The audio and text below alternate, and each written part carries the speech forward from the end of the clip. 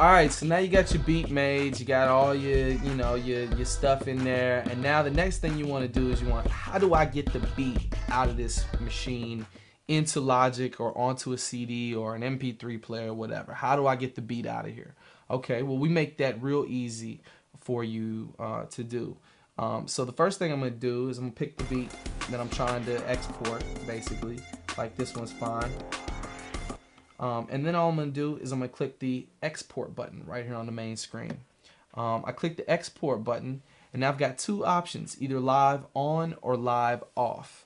Live on is a real-time mix. So like say if I wanted to mute and solo tracks and play along with it or work the effects and capture it all like almost like a DJ set, you could do it that way, or you could just switch it to live off, which then just spits out a perfectly chopped 8-bar loop or 16-bar loop, however long your beat is. So those are the two options. So let's say I could solo track 1 and just spit out the drums, record play, and it'll spit out just that drum loop, or just the bass line, or just the claps, or just the snares, whatever. So I'll show you real quick both ways. Let's say if I want to spit out that beat and have it be just the drum beat. I would just solo track 1, hit record, play, and then it's going to go through its little progression here, and it's going to basically give me a perfectly chopped loop. Boom. So, and it's going to name it A Tribal Buddha, or whatever I want to call it. I could call that Tribal Buddha 1. Save that to my device or my SD card, either one. In this case, I'll save it to the device. So that's one. That's how to do a non-real-time export. Now I can set it to a real-time export. Now what is that?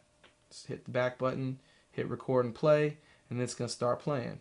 I could even set up my mutes, to where, all the beats out at first or something like that. So let's do it like that. Okay. So now it's exporting. Anytime I want, I could bring in the kicks.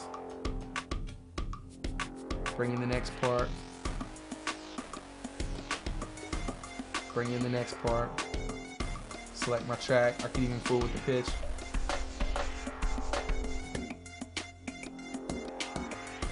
Just like that. Mute out another part.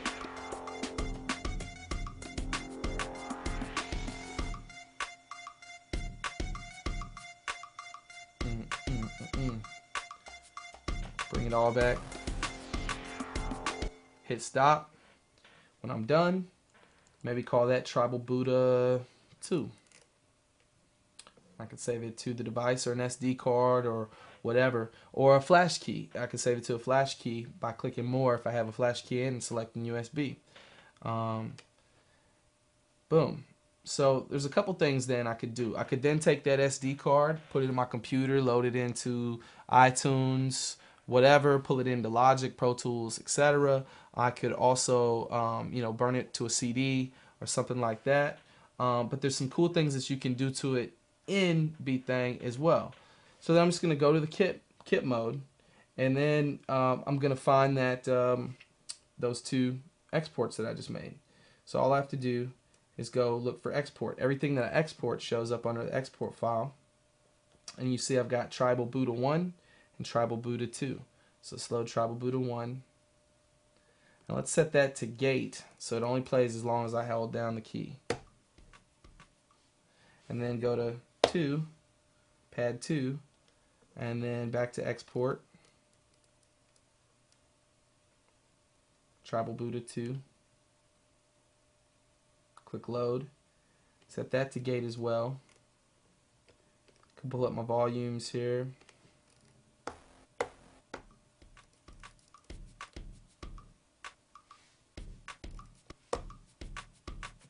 See, and now I've got it assigned to a pad.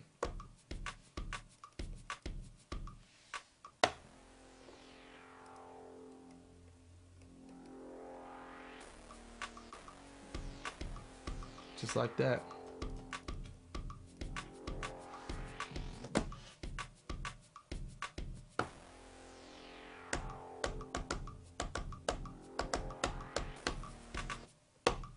I can go into my waveforms. I can edit the start and end points. like that.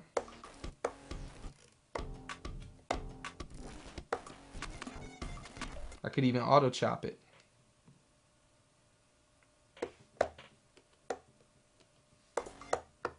You know what I'm saying? So that's export on BeatThing. Real simple, easy to work. You can just spit out your tracks one at a time, or do like a live DJ mix. Put it to an SD card or flash key and load it in anything, burn it onto a disc. Just like that.